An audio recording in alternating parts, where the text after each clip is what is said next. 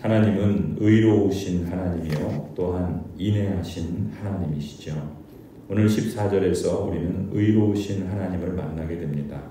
나 만군의 주가 말한다. 너희 조상들이 나를 노하게 하였을 때 나는 너희에게 재앙을 내리기로 작정하고 또 그 뜻을 돌이키지도 않았다. 나 만군의 주가 말한다. 의로우신 하나님, 의라는 것은 관계 속에서 책임을 다하는 것이다 라고 했죠. 의를 행하여서 책임을 다할 때 생명과 샬롬을 누리게 됩니다. 다시 말해서 조화로운 관계 속에서 기쁨을 누리게 된다는 것이죠. 반면에 책임을 다하지 않고 불의를 행할 때 그로 인한 깨어짐과 고통을 초래하게 됩니다. 그런 불의를 행하는 당사자만이 아니라 연관된 사람들, 공동체도 함께 그 고통을 겪게 되죠. 불의를 행할 때는 그 일이 잘 드러나지 않을 수 있습니다. 그래서 그 결과가 당장에 일어나지 않을 수도 있죠. 그러나 불의를 행하는 일은 반드시 그 고통을 초래하게 되고 그 고통을 당장에 겪기도 하고 또 나중에 두고 고통을 초래하기도 합니다. 지금 우리 사회가 이 국가와 국민이 이 대통령과 그 안의 불의로 인한 그러한 결과를 겪고 있죠. 건물에 물이 새는 일이나 그로 인한 고통도 어쩌면 책임을 다하지 않는 그런 불의를 행하는 것들로 인해서 당장에는 나타나지 않지만 그러나 그러한 결과들은 결국 언젠가 드러나게 되고 또 당사자만이 아니라 여러 연관된 많은 사람들이 고통을 함께 겪게 되는 것입니다. 왜냐하면 의로울 때, 즉 책임을 다하는 사람에게 하나님께서 상을 주시고 반대로 불의할 때, 즉 불순종으로 하나님을 경록케 하는 사람에게는 재앙을 내리시는 하나님은 의로우신 하나님이시기 때문에 그렇습니다. 하나님이 통치하신다는 증거이지요. 7장 11절 말씀처럼 주님께서 이렇게 말씀하셨습니다. 하지만 사람들은 듣지 않죠. 등을 돌려 거역합니다. 귀를 막고 들으려고도 하지 않았습니다. 다시 말해 하나님의 언약 백성들이 하나님과의 관계에서 불의하였던 것이죠. 결과적으로 의로우신 하나님께서 큰 노를 발하시어 언약 백성들을 흩어버리셨습니다. 그 땅을 황폐하게 하시고 이방인들에게 포로로 끌려가게 하셨죠. 그 결과가 오늘 8장 14절 말씀입니다. 너희 조상들이 나를 노하게 하였을 때 나는 너희에게 재앙을 내리기로 작정하고 또 그 뜻을 돌이키지도 않았다. 나 만군의 주가 말한다. 오늘날 많은 목사님들이 하나님은 사랑이시고 따라서 결코 교회를 버리지 않으실 것이라고 말씀합니다.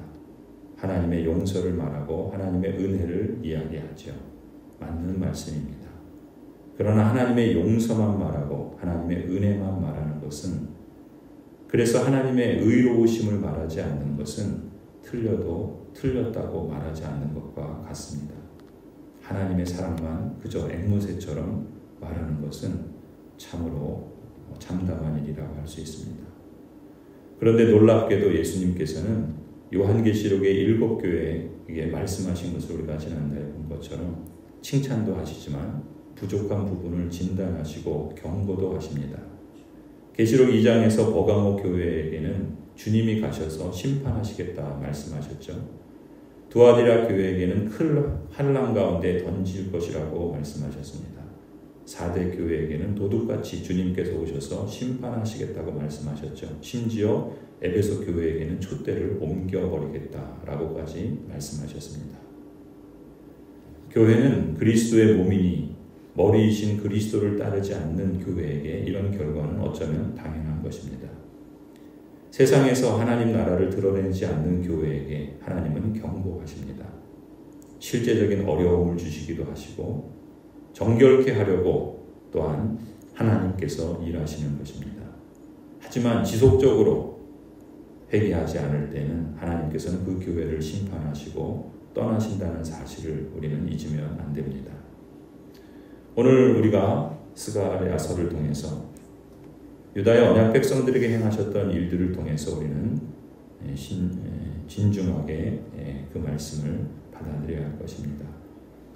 그런데 또한 의로우신 하나님께서는 순종으로 책임을 다하며 의를 행하는 자에게 상을 주십니다.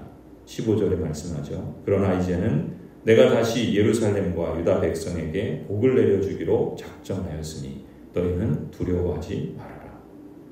의로우신 하나님께서 이제는 다시 예루살렘과 유다 백성에게 복을 내려주기로 작정하셨다 말씀합니다. 그러므로 두려워하지 말라라는 것이죠. 죄를 회개하고 돌이키며 하나님의 말씀에 귀를 기울이고 순종으로 응답하는 언약 백성들에게 의를 행하시는 것입니다. 그런데 본문 말씀을 자세히 읽어보면 앞서 언약 백성들에게 심판하시고 재앙을 내리실 때는 이유를 밝히셨어요. 그들이 불순종하고 관계 속에서 책임을 다하지 않는 그야말로 불의를 행하였기 때문이죠. 그런데 이제는 하나님께서 마음을 바꿔서 언약 백성들에게 복을 주시기로 작정하셨다는 것이죠. 그런데 그 이유를 설명하지 않으세요.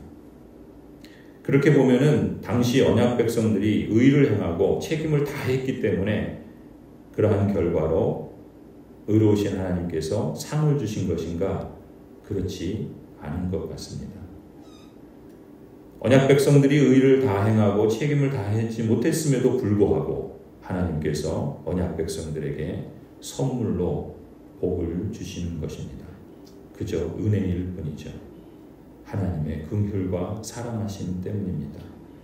여기서 우리는 인애하신 하나님을 만납니다. 의로우신 하나님은 동시에 인애와 긍휼을 베푸시는 하나님이신 것이죠. 본문에서 우리가 한 가지 주목할 점이 있습니다. 복을 내려주시기로 작정하신 것은 순전히 은혜이지만 다만 그 은혜를 제대로 풍성하게 누리려면 이제부터라도 거룩한 백성으로서 그에 걸맞는 삶을 살아가라고 권면하시고 말씀하십니다. 16절에 이렇게 말하죠. 너희가 해야 할 일은 이러하다. 서로 진실을 말하여라.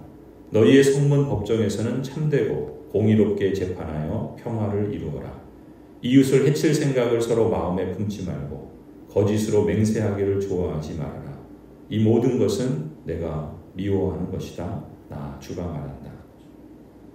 하나님의 의로우심이라는 속성으로만 보자면 거룩한 백성다운 삶을 살아갈 때 그 후에 복을 주시는 것이 타당하겠죠. 그런데 그렇지 않음에도 불구하고 하나님께서는 먼저 언약 백성에게 그 자격과 축복을 약속하시고 은혜로 베푸신 후에 그러한 복을 너희의 순종으로 누리라 긍휼을 베풀어 주시는 것입니다. 하나님의 명령을 따라서 순종하고 하나님의 율법을 지키는 것은 선하신 하나님께서 베푸시는 축복을 자신의 삶에서 실감하고 실제화하는 구체적인 방법이라는 것을 알게 됩니다. 순종은 그야말로 복인 것이죠. 이런 뜻에서 하나님은 진실하게 말하라. 온 백성들에게 말씀하시는 것이죠. 공정하게 판단하라. 재판관들에게 사법부에게 말씀하시는 것입니다. 권력을 받고 지위를 받은 사람들이 행해야 할 일이라 말씀하시는 것이죠.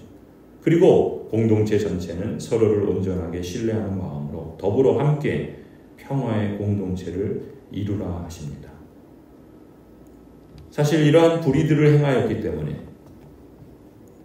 이 공동체가 고통을 당하고 그로 인한 결과들이 계속되고 있지만 하나님께서는 그러한 불의 가운데에서도 긍휼과 자비를 베풀어 주셔서 회복하고 치료하며 새롭게 하시는 역사들을 이루어 가시는 것입니다.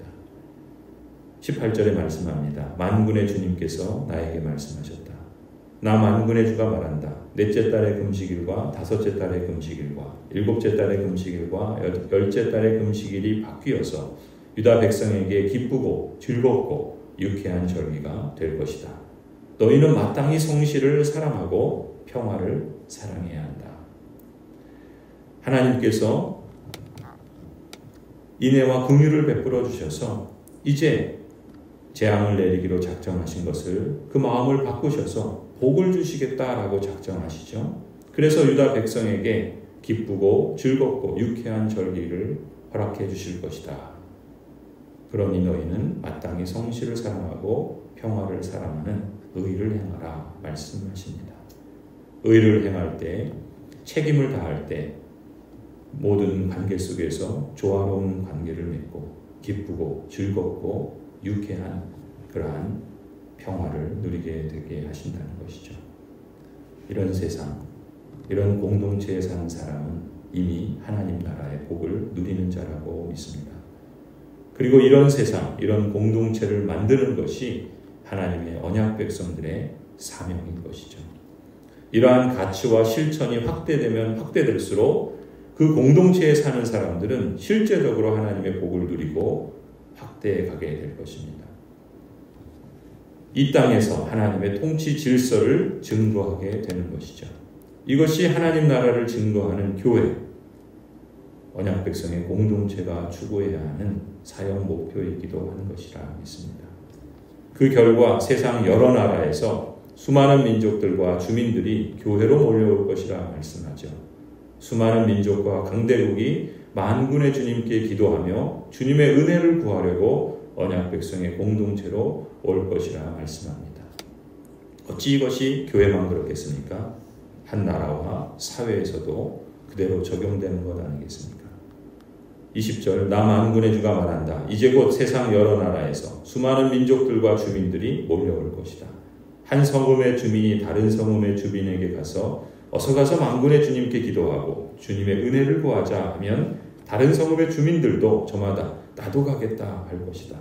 수많은 민족과 강대국이 나 만군의 주에게 기도하여 주의 은혜를 구하려고 예루살렘으로 올 것이다.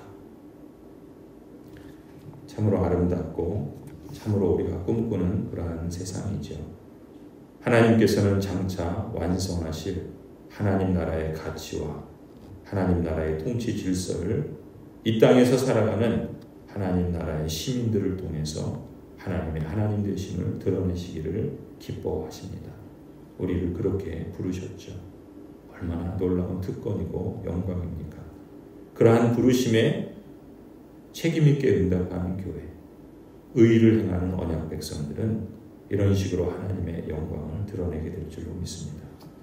그러므로 언약 백성의 공동체로서 우리 교회와 모든 성도들이 또 이 땅의 모든 교회들과 하나님의 일반은 종 속에서 이 나라가 함께 힘써야 할 일들이 바로 이것이죠. 진실을 말하는 것입니다. 공정하게 재판하는 것이죠. 서로를 온전히 신뢰하는 마음으로 더불어 함께 평화의 공동체를 이루는 일에 혼신을 다하는 것입니다. 신약의 말씀으로 표현하자면 성령 하나님께서 그리스도 안에서 하나 되게 하신 것을 힘써 지키는 것이요 하나님께서 온전히 거하시는 처소가 되기 위하여 그리스도 예수 안에서 함께 지어져 가야 하는 것이죠. 하늘의 시민권을 갖고 있는 성도 여러분, 주 예수 그리스도로 말미암아 이 은혜에 들어감을 얻었으니 이제 하나님의 영광을 바라고 순종하기를 즐거워하며 언약적 책임으로 신실하게 그 주신 직분을 성실히 잘 감당함으로써 하나님께서 우리에게 이미 허락하신 복을 실제적으로 체험해가는 복된 삶의 여정이 되기를 간절히 축원합니다.